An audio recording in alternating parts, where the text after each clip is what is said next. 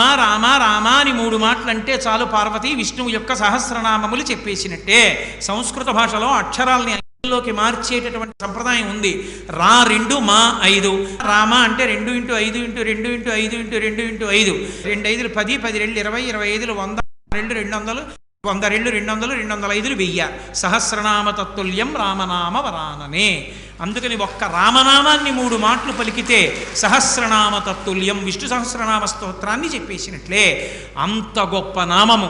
ఆ నామాన్ని ఎలా పలకచ్చు అని అడిగారు. బిడ్డ పేరు పెట్టి పిలిచిననైనా, ఏదో ఎకసక్కంబునకైన పద్య గద్య గీత భావార్థములనైనా కమలనయను పిలువ కలుష హరము. రామనామాన్ని మీరు ఏదో పిల్లాడికి పేరుగా పెట్టుకుని ఒరే రామ ఇలారా రామ ఇలారా అని పిలిచినా సరే పాపహరం. బిడ్డ పేరు పెట్టి పిలిచిననైనా, మధ్యలో ఏదో ఆటలాడుకుంటూ రాముడు లక్ష్మణుడు అని